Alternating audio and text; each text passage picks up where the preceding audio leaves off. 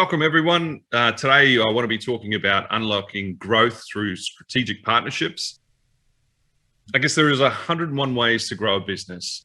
I've been in sales for 20 years now, and look, you can spend money on advertising, excuse me, you can spend money on cold calling, flyers, social media, and a raft of other ventures. And if you look at some of the fastest growing companies, almost all of them deploy a strategy that's helped to catapult them in the market to where they are now. And that strategy is strategic partnerships.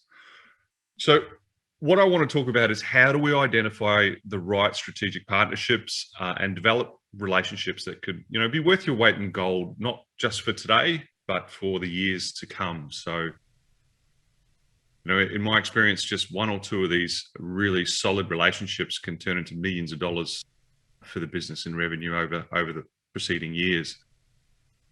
Then there is the question, who are the right strategic partners and how do you go about developing these relationships? And for that, I am very excited to have Robert Harris with us. Look, Robert's got decades of insights. Right now, he has the very unique position of being a senior manager or the senior manager of industry partners and customer care at Smart Care Equipment Solutions. On top of that, Roger is also on the board of directors for CFESA. So look, if there's anyone that knows and can talk about strategic partnerships, it's definitely Robert. And Robert, welcome. We've had many a conversation. Welcome to the summit. Hey, Scott. Glad to be here. I appreciate you allowing me to join.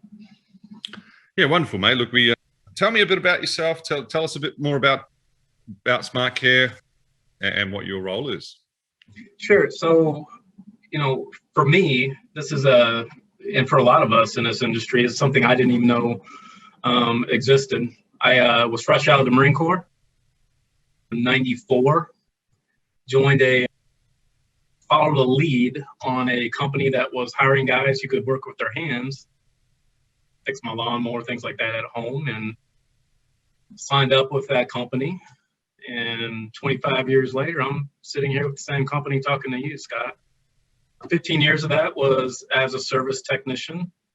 5 years was running a branch or a district within our business. And now my experience is being used to develop relationships with manufacturers and some of those strategic partners that you teed up for us. Yeah, okay, fantastic. And look, I guess to cut straight into what we want to find out from your experience, as a service provider, who do I need to align with? And let's focus on manufacturers. What's the first step in building that relationship with a manufacturer?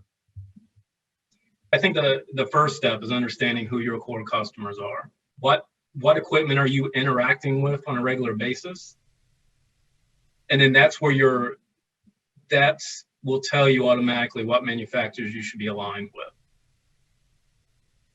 Or you might even decide that you want to move into a different part of the business. So let's say healthcare. So if you start thinking about healthcare, you start thinking about flight disc machines, you start thinking about combi ovens, large skillets and tilt kettles and things like that. Who are the manufacturers that align to that? And then you need to start up a conversation. A lot of that is internet work. But you're going to know, based off of your experience working within these customer sites, what equipment they have, what manufacturers you should be talking to. And a lot of times it's just picking up the phone. I'd be really surprised if somebody has to start there because you really have some kind of interaction. But it's not that difficult. Manufacturers typically have a couple of service companies within any territory that they align with. So they might not be real responsive at the beginning, but just understanding who you are, what your current interaction with that equipment on a regular basis is, and then what your intent, you get that conversation going and you get rolling. You can start with the representative, the local reps. The reps are the ones that are kind of representing the manufacturer within a given territory.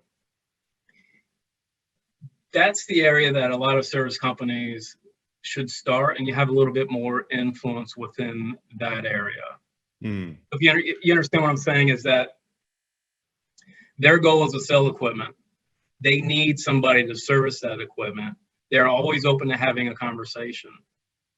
And do you really think that the manufacturers are very much open? Because I've had opinions on both sides.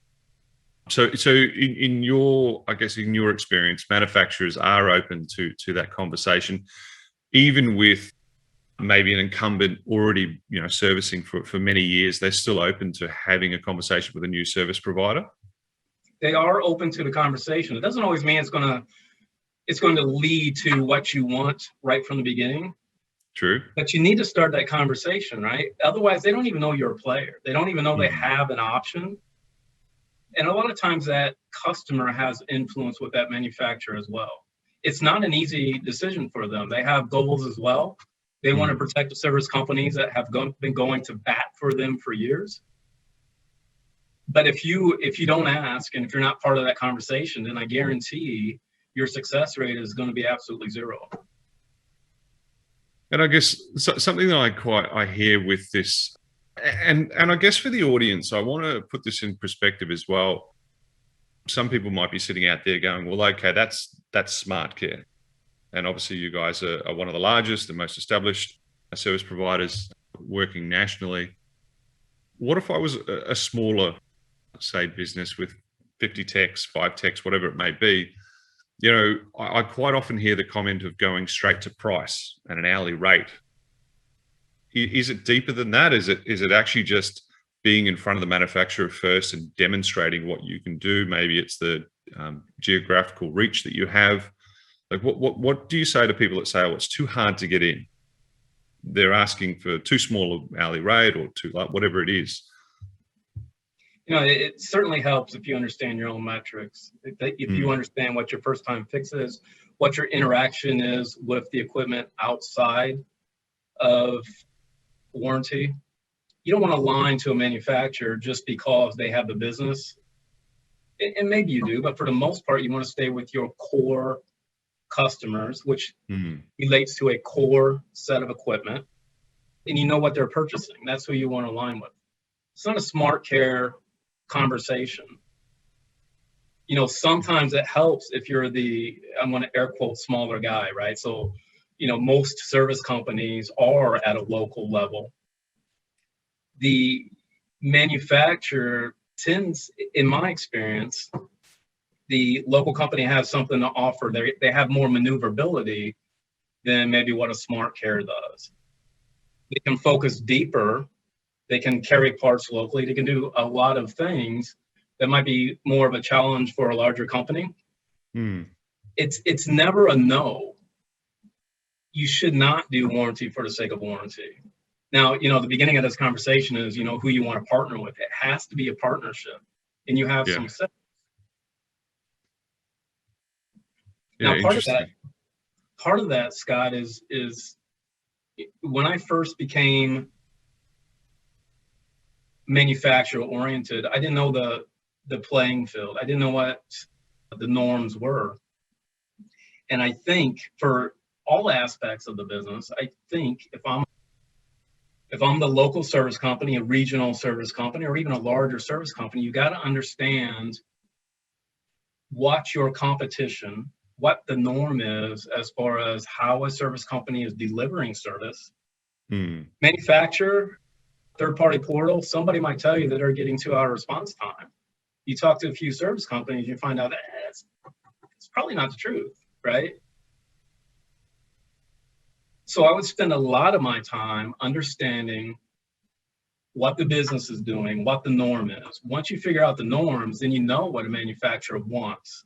Do they want 2-hour response time? Do they want their customer just to be happy? Do they want first-time fix? What are the important things to them?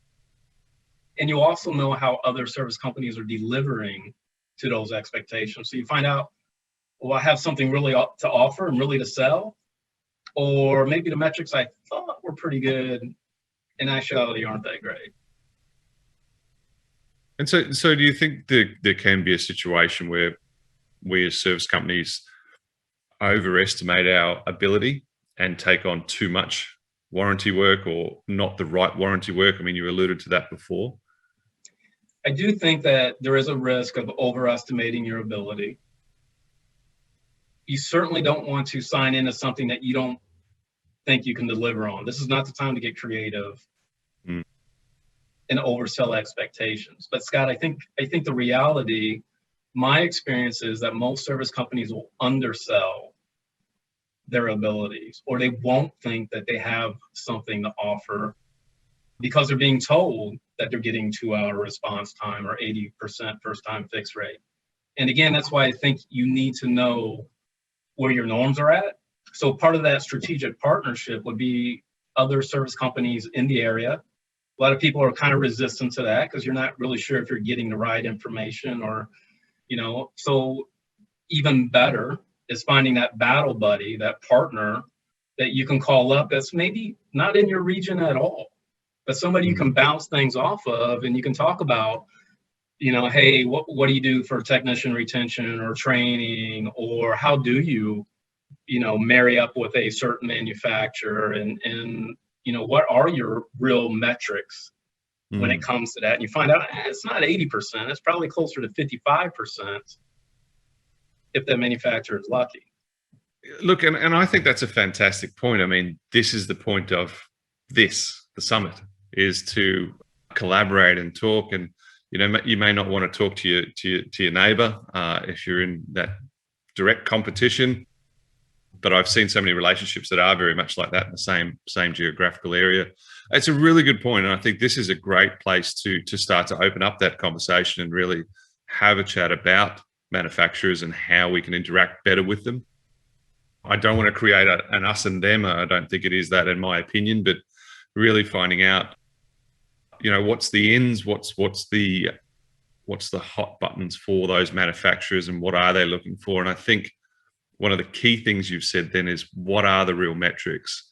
And the way I interpret what you've said there is, what's written on the brochure may not be a reality of what they're looking for to roll out, and they may not be able to get in reality in certain areas to facilitate the coverage that they do need. I think it's a really interesting comment that you've made there, and this is certainly the place to have that collaboration. And you've also, I want to segue into something you've said then, talking about the summit. You're a board member of CFESA, sorry, it's that Aussie slang.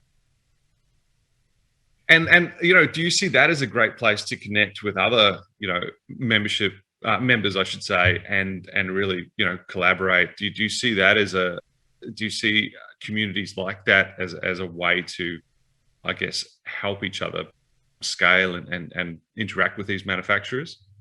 Yeah, I absolutely do. The main reason I'm involved in CFESA is, I've realized what this industry has done for me and my family.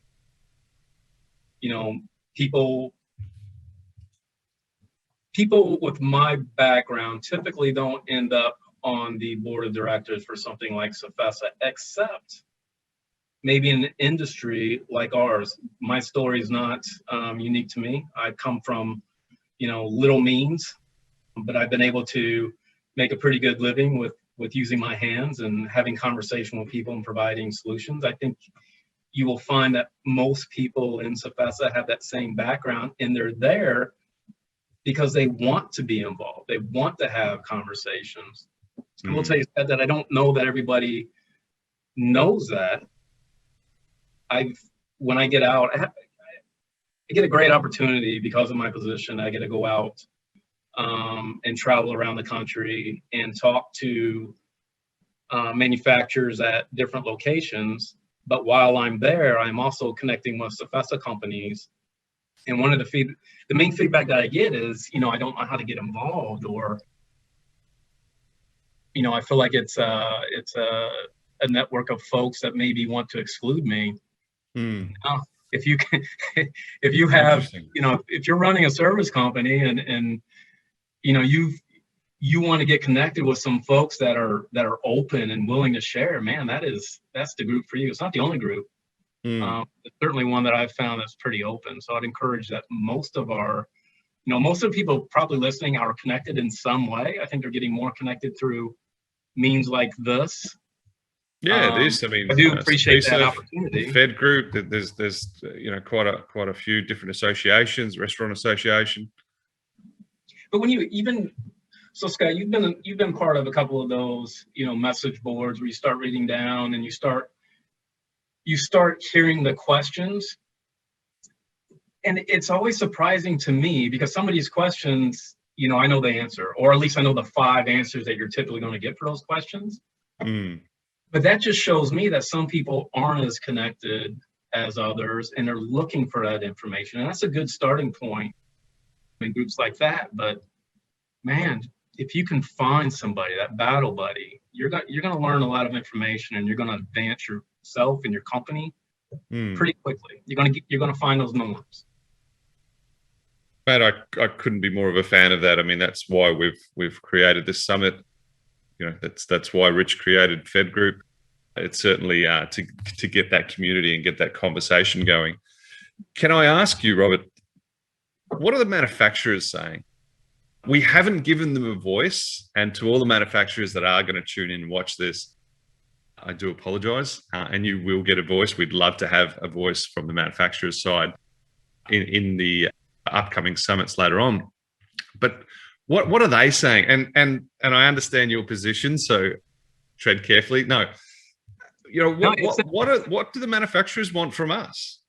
I think some of the manufacturers are probably concerned that you tee that question up to me, and they're like, oh my gosh, Robert Harris is gonna state my case, right? But I do think I'm in a pretty good position because that's what I do internally with my company. Is my job is to state the manufacturer's case back to us and try to get us aligned a little bit better, right? I think what they'll tell you is that at the end of the day, they want to service their customer, and they go to market by selling their service network, how well the service network's ability is to keep that equipment up and running. So we're a very important part of that. I do think that a lot of times they get invoices, even from SmartCare, that may not be complete. So we're asking for 5 hours. They're saying, man, that's a 3-hour job, and we didn't give enough information to fill in that other couple hours. I think for the most part, they want to pay us what we deserve. I don't know if we always agree on what we deserve. And I think that, they're concerned about getting service companies to move at a pace that's more in line with, how they go to market selling their equipment to their customers. I think that, they realize that we're busy, and one of the conversations they have on a regular basis is, well, how do I get my equipment more prioritized? And I'm sure some people in the audience yelling, well, pay us more, but, and that's certainly one area that they're discussing. But I think they have pretty strong opinions, and I don't think they're always sinister. And I don't think they're always undeserved of, the service network in general. Yeah. Yeah. Not to say that I always agree with it either, though. But I think this comes back around to one of the first things you said, and that's knowing your metrics, knowing your numbers. And when you are building that strategic partnership, and it does, I guess, first off, recognizing that it does take time. There might be some small wins in the beginning, but it is a long race. It is a marathon. But absolutely knowing your metrics, and this is something I hear again, probably more with warranty work, knowing what you can and what you will accept, and knowing what you won't. Do you find having a firm line and understanding your metrics and being able to articulate them very concisely to the manufacturer gives that a better relationship, gives a better partnership? I do. And the key word that we keep using here is partnership. I absolutely believe in that word. Like if you're having a lot of back and forth, if you get frustrated over and over with the same manufacturers, you need to have the conversation with them, and you need to decide, well, do I either need to get over it because they're very important to my business, or do I need to move on? And I think that's from both sides, the manufacturer side and the service side. But to piggyback on that a little bit, it's not just I need to know my metrics, Scott. I need to find that norm again. I need to know how I compare Now, sometimes a manufacturer will tell you, and there are manufacturers that I trust that will tell me straight up how I compare. Now, they won't name names outside of, Smart Care, but they'll say, hey, against the field, you land here, and I'll believe them. Now, there are other manufacturers that'll tell me, hey, against the field, you land here. Maybe I believe you, maybe I don't. I'm gonna go double check that. I need to know my metrics. I need to know your metrics or other service companies' metrics in general. And now I know where I fit. Now I know where my value is. Yeah, and I guess that ties back into what you said. I guess the way you're posing this to me is strategic partners is not just a linear relationship with the manufacturer. Strategic partnerships and building that, the ultimate goal may be a better relationship with the manufacturer, for instance, but to widen your scope and go and talk to other service companies and find out. Some of them won't be willing to share, some of them will be willing to share. And I think, like you say there, you always have to use your BS radar and make sure that, what you're being told is true. So go away and fact check that. But I think networking, number one, especially maybe in your local area, to make sure that you are on par and the services are on par, and I guess you're comparing apples with apples. I think that's probably a great step before you walk into trying to build a relationship with, and again, the theme is manufacturers today. We've sort of arrived there, but what does that particular manufacturer really want? What are their core values? What are they actually wanting to deliver at the end of the day? And that's an important direct question to ask, because you might think you know what they want, but asking the right questions will quickly dial that in, right? And then you need to verify a little bit. But it shouldn't be a conversation. I have an agreement, and now it's only the warranty people fighting it out. It should be a regular partnership, a regular relationship. It should feel. I'm not saying they're all going to be like that. The good one should feel comfortable. Sure. And I think one thing you touched on there, and it's obviously close to my heart, is making sure that those little things in the back office are done correctly too. And I think that is and I don't want to dwell there, but I think that is an important part of making sure, a relationship's a lot easier to navigate through. As soon as you chuck up any of those roadblocks, they will always create different conversations, and sometimes people don't get to what is the real issue. So I understand and like what you've said there. Tell me, I've had a question posed to me, and again, talking about manufacturers and warranty work, why are they not only using CFESA technicians or recommending CFESA technicians? And a few people have asked me this, and given your sitting on the board there, what do you think by that comment? And I it may be a prickly subject, but what do you think about manufacturers saying, hey, we are going to demand that only certified technicians work on this piece of equipment? So I'm gonna answer that question as Robert Harris, and not a member of the board of directors. I think that the industry is challenged by selling a brand, CFESA. So those who interact with CFESA understand what CFESA is about. They understand what it takes to be a CFESA certified company. They understand what membership means and the benefits you get out of that, training of the technicians, confirmation that a good tech is a good tech. And you can go on and on and on with all that, right? I'm not convinced that brand has been sold at large or understood at large, where I think the top tier manufacturers, and they don't change very much. I could probably go through my list of 10 manufacturers, and they recognize who CFESA is. They've been around for a long time. I think the lower, when you start getting past, and there's like 600 brands out there, Scott. So we're talking pretty big things, right? Those bottom 300 are probably always changing or flipping. And I don't know if the top quality service is always there. They're their thing, right? I think maybe service in general is somebody, somebody I need to call in a particular area to get my piece of equipment. I think that's more of a focus of them. Certainly they would love quality service. I just don't know if that's top of their list. Mate, I think what you've touched on there is a crucial part of any relationship is understanding what's really important to the other person.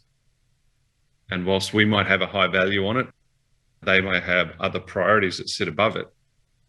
And obviously we're not talking about health and safety. We're talking about, just straight metrics. We need to cover this geographical area, or we need to do this. And sometimes those options are limited. Scott, there's another piece of that too. So there's the manufacturers of their recognition of CFESA and understanding what the value it is. And then I think now as a board member and being involved with CFESA, there's, I hold some responsibility. CFESA holds some responsibility of getting that message out to other service companies about the value that they add, and what being a member does. And for me, again, it's understanding kind of what the norms are and networking and finding that battle buddy. But there are certainly, benefits well beyond that.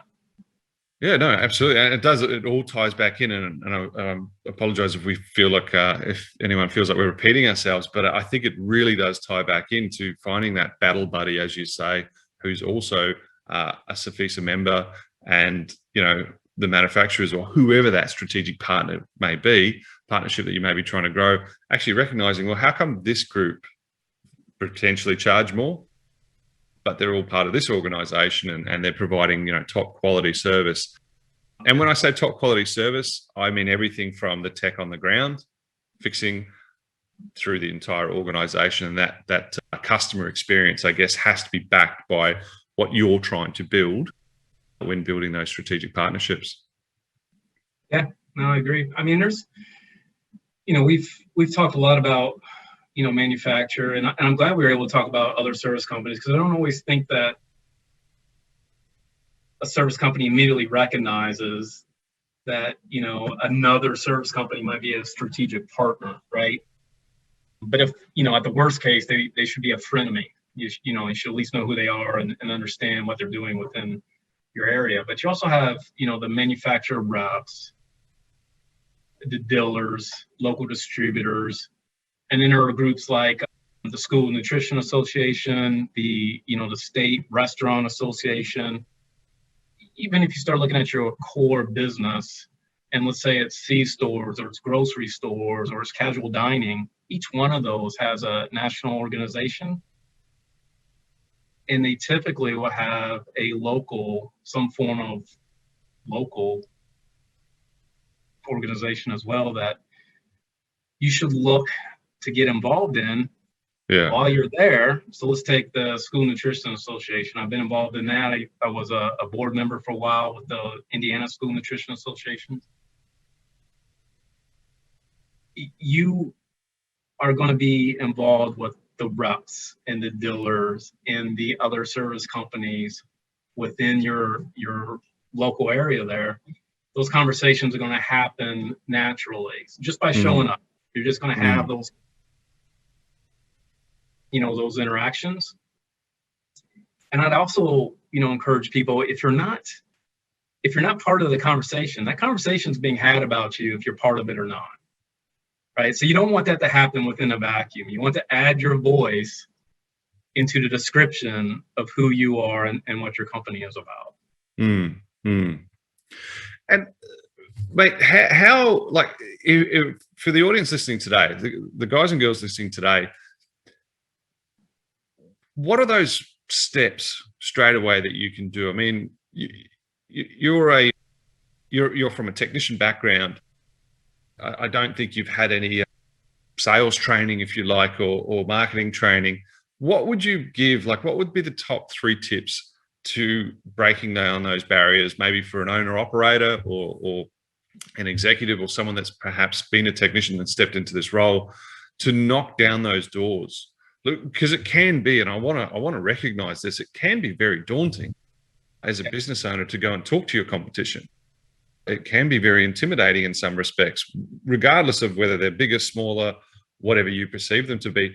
So what would be those tips to actually kick off a relationship with, and let's not call it a manufacturer, let's call it one of your competitors that you want to have that battle buddy. How would you go about that? Specifically on that one, and I understand it too, because I even going out and meeting up with people, both being CFESA members, it's still hard to kind of reach out and then say, "Oh, I'm Robert with Smart Care," and kind of having that conversation and teeing that up. So I absolutely understand that. One of the best things that people can do is pull up the CFESA website, just Google CFESA, put in your territory, and then you can find other CFESA companies. If you're not a CFESA member, you can still find CFESA companies in that area. They will list out the phone numbers that you can just pick up and call. Now, again, Scott, I understand that that's kind of intimidating to pick up a phone.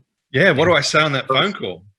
Right, and you might have had some interactions that might not have been so well in the past. Hey, you stole my technician, or I didn't like the way you sped past my building, or something like that, right? But for the most part, I find that there's a little bit of awkwardness maybe in that first 2 or 3 minutes. But once you tell them, hey, I just want to have a conversation, we're both in the same area, the pie is big enough. I just thought it'd be a good time to, meet, have coffee, have lunch or whatever. You might get hung up on. I don't know. I don't think I've ever been hung up on, but I've certainly had some conversations go better than others. Yeah. It doesn't matter if it's a service company, a manufacturer, a rep. It kind of goes that same way. Just pick up the phone, have a conversation. Don't plan everything out. What I do find is if you try to plan everything out about what you're going to say, you start stumbling and it just doesn't go well. Hey, man, I just want to introduce myself. We're in the same industry. If it's a manufacturer, I've got a common customer. There's ways into that conversation. Just pick up the phone. It's going to be awkward. Have the conversation. Yeah, look, and I think as part of the summit, I think Rich is really talking about how he interacts in social media. And I think this will help break down some of those barriers or encourage some of the listeners today to actually just have a go at some of these things. It doesn't come naturally. I can still remember my first few cold calls. But again, they're warm calls. I think one thing I've noticed about this industry and this select group is that once you make that call, once you get over the how heavy that phone is to pick up, I think in most parts, I find that most of the business owners, most of the executives are more than happy to have a chat. And after the 2020 we've been through, we've missed out on those personal interactions that may be a little easier because you were able to visit the bar first, especially if you're a person that is not great in social situations. You could have a couple of bevies before you said hello. So, we're missing that now, and it is virtual. We're not seeing anyone. We're only seeing our own business and how, I guess, wide that looks. So look, I think there's no rocket surgery in it. Pick up the phone, talk to some of your fellow people, fellow service industry members, and see where that conversation leads you. Can I ask you about building a strategic relationship with, say, a restaurant chain or a business chain that may have their own in-house technicians? How have you done that before, and how would you navigate that conversation where, hey, Robert, that's fine, but we actually have our own technicians that look after X, Y, and Z? How would you navigate that conversation? I've heard exactly what you stated there. Hey, Robert, got my own people, and they might even brush you off. But one, Scott, is you've had that conversation. You need to be part of the conversation. What I typically find is that once they step away from that, they might run into a COVID or a program where I'm specifically thinking about a hospital group that has their own in-house technicians. Real life scenario for me when I was a branch manager. Made the introduction. They didn't need me right away, but I bumped into them consistently within the industry, just because of some of my relationships with reps. And by the way, you get involved with a rep or something like that, you don't have to be, their guy or whatever, but you start getting invited to the Christmas parties, the golf outings, the after hour tea parties. And that's a natural way just to start having conversations, because in those groups, people are looking for somebody to talk to because they've already heard the same stories again and again and from the people they know, right? Yeah. But that hospital group now, we work in every single one of their locations. We have 2 or 3 dedicated technicians to that group. They still have their in-house technicians, but they augment. So they kind of specialize those folks. And then maybe the stuff that's outside of their core will come over to us. So there is always something to have a discussion about. And there's always a place for you. Don't accept the first no. Don't be a pain in the butt. Nobody likes that. But consistently having that contact, one hospital led to another hospital, led to another hospital, led to a core competency. And now we're going to hospitals and saying, hey, I know you have your in-house group. This is what we do. And I guess one of the things that I'd like everyone to walk away with, and you've just touched on it there, is that you probably already have strategic relationships. Some of them you won't be aware of how deep they could actually go. And so from my opinion, I think it's about looking into potentially some of the relationships you have right now. And that could be the easiest place to start than picking up that, that heavy phone to make a phone call you're not comfortable with to a manufacturer or to a hospital group or whatnot. You probably already have those relationships. So let's go deeper on those and start. What I'm hearing from you is just to start that conversation and keep that conversation going. I think it can get tiresome, especially if your job role is, and as an owner or an executive, you want results. But I think as long as the organization understands that this is a long-term game, and it's about having consistent conversations. And I think you're right, being invited to a Christmas party, an event, whatever it may be, every one of those opportunities gives you an ability to demonstrate your value. And I don't mean sell, because if you hand out business cards at a golfing game, it's not going to go down well. But you get to have those intimate conversations and demonstrate what your value is and what value you can bring even more. Yeah, and it's, Scott, it doesn't take a lot of effort, and it's not more complicated than I stated. We can really overcomplicate things if we try to think, bigger than what we're capable of doing. We're all capable of picking up a phone, having a conversation, showing up when we're invited. That's the other thing. I bet you a lot of folks get invitations and they just kind of pass on it because they don't know anybody specifically at that event. Just show up, have a conversation with somebody. Half the people there don't know the other people anyway. Show up, have the conversation. It doesn't take a lot of effort, and it really is that simple. You're going to talk to somebody else who may want to be part of that hospital group or whatever that has in-house technicians. You might meet somebody there that specifically is within that circle of influence. Show up. No, I absolutely get it. Robert, thank you so much for today. I think your insights have been absolutely wonderful. And, to the community listening, I want to sort of reinforce what Robert just said. It's not difficult. I think what Robert said today is consistency, really getting off your backside and going out and trying to develop those relationships, knowing that you'll fail, knowing that, not everyone will be successful. But as I said in the intro, I think that 1 or 2 of these strategic relationships can lead to hundreds, if not millions of dollars in revenue for your business over the coming years. And I think today is the day that you start. And I think the fruits will start to come in sooner rather than later. In terms of technical, how do you do it? I think Robert, again, has discussed, it's about picking up the phone. It's about attending an event. I think being part of the community, showing yourself that you are part of the community and part of these organizations, and being present is going to go a long way.